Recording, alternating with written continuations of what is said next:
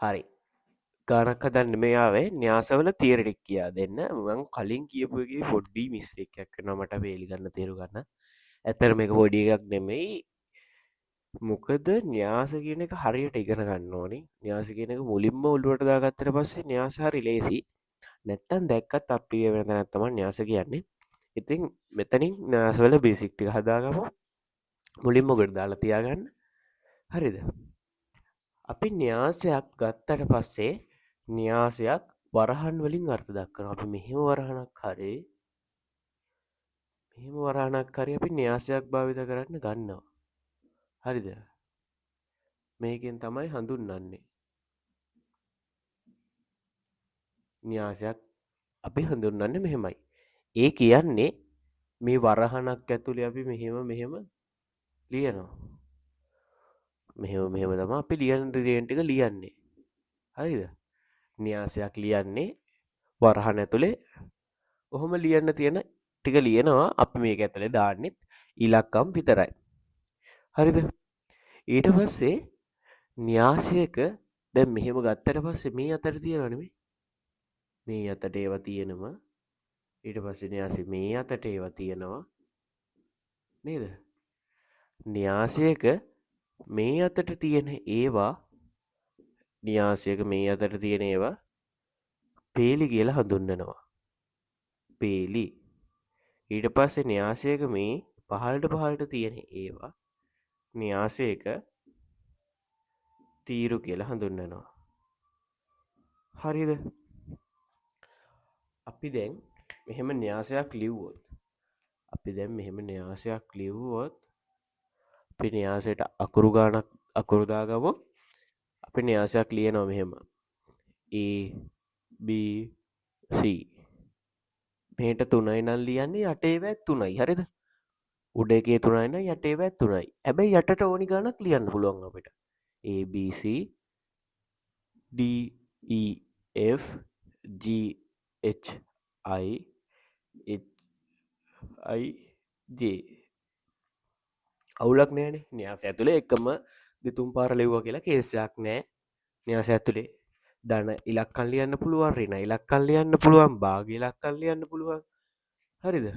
මේක පොඩ්ඩක් අර කැතයි වගේ සින්නක් තියෙනවා කමක් නෑ. මේක හදමු ඒ වුණාට මෙහෙම තියෙනවා. හරිද? දැන් න්‍යාසය මේ අතට තියෙන්නේ මේ. න්‍යාසය මේ අතට තියෙන්නේ පේලි. මං කිව්වා පේලි මේකේ පේලි මෙහෙම තියෙනවා. මේ අතර තියෙනවා තීරු. එතකොට පේලි කීයක් තියෙනවද? පේලි න්‍යාසයේ පේලි තියෙනවා මේ අතට. පේලි තියෙනවා 4ක්. තීරු තියෙනවා කීයක්ද? පහළට 3ක්. අපි න්‍යාසයක ගණය කියලා එකක් ලියනවා. යටින් අපි න්‍යාසයක් ලියලා න්‍යාසයට යටින් අපි පේලි ගණනය ගුණ කිරීම තීරු ගණන විදිහට අපි න්‍යාසයක ගණය ලියනවා. හරිද?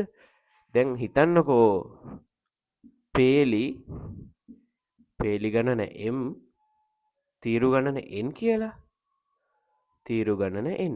එතකොට අපි න්‍යාසයක් ලියනවා මෙහෙම න්‍යාසයක් ලියලා මේකේ පේලි ගණන m තීරු ගණන n කියලා න්‍යාසය හඳුන්වනවා.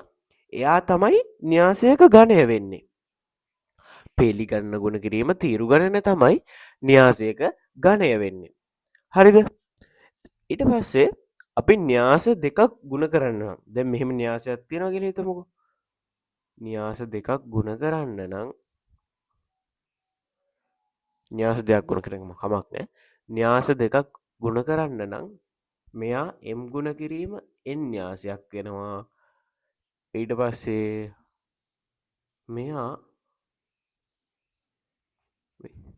මෙයා අපි ගමුකෝ x ගුණ කිරීම y න්‍යාසයක් කියලා. මෙහෙම න්‍යාස දෙකක් තියෙනවා. හරිද?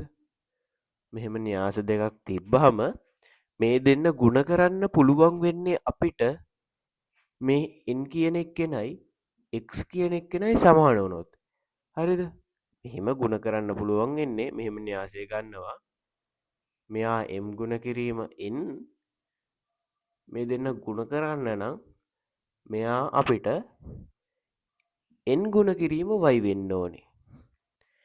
එම් ගුණ කිරීමෙන් මෙයා එන් ගුණ කිරීමයි. ඒ කියන්නේ පළවෙනි න්‍යාසයේ තීරු ගණන දෙවෙනි න්‍යාසයේ පේලි ගණනට සමානයි නම් අපිට න්‍යාස දෙකක් ගුණ කරන්න පුළුවන් බය නැතුව. ඊට පස්සේ අපිට උත්තරේ විදිහට ලැබෙන න්‍යාසය පළවෙනි න්‍යාසයට සමාන පේලි ගානකුත් දෙවෙනි න්‍යාසයට සමාන තීරු ගානකුත් එනවා. ඒ කියන්නේ මෙයාගේ උත්තරේ එනවා මෙහෙම න්‍යාසයක්. එම් ගුණ කිරීම y න්‍යාසයක්. මේක අර m කියන එක්කෙනා y ට සමාන වෙන්න ඕනි. එහෙම කතන්දර නෑ. m y ඒ දෙන්න වෙනස් වෙන්නත් පුළුවන් සමාන වෙන්නත් පුළුවන්. ඒක ප්‍රශ්නයක් නෑ. හරිද? ඊට පස්සේ න්‍යාසයක් අපි ලියනවා නම් මෙහෙම න්‍යාසයක් ලියනවා. මෙයා m ගුණ කිරීම n. මෙයාට තව න්‍යාසයක් එක්කව ගන්නවා නම් නැත්තම් අඩු කරනවා නම් අපිට අඩු කරන්න පුළුවන් වෙන්නේ m ගුණ කිරීම n න්‍යාසයක්. ඒ කියන්නේ එක්කහු කරන්න පුළුවන් ගණය සමාන න්‍යාස විතරයි. අඩු කරන්න පුළුවනොත් ගණය සමාන්‍ය න්‍යාස විතරයි. මොකද එකතු කරන්න හරි අඩු කරන්න හරි අපි අනුරූපාංග. දැන් මෙතන 1 2 ඍණ 1 ධන 3 තිබ්බොත් මෙතන ඍණ 1 3 5 භාගෙ තිබ්බොත් අපි එකත් එක්ක ඍණ 1 එක්කහු කරන්නේ. අනුරූපාංග තමයි. දෙකත් එක්ක ධන 3 එක්කහු කරන්නේ. ඍණ 1ත් එක්ක ධන 5 3ත් එක්ක භාගෙ. එහෙම මේ අනුරූපාංග තමයි යන්නේ මේ. එකතු කිරීම හරි අඩු කිරීම හරි කරනවා නම් න්‍යාසයක අනුරූප අංග තමයි සුළු කරන්නේ.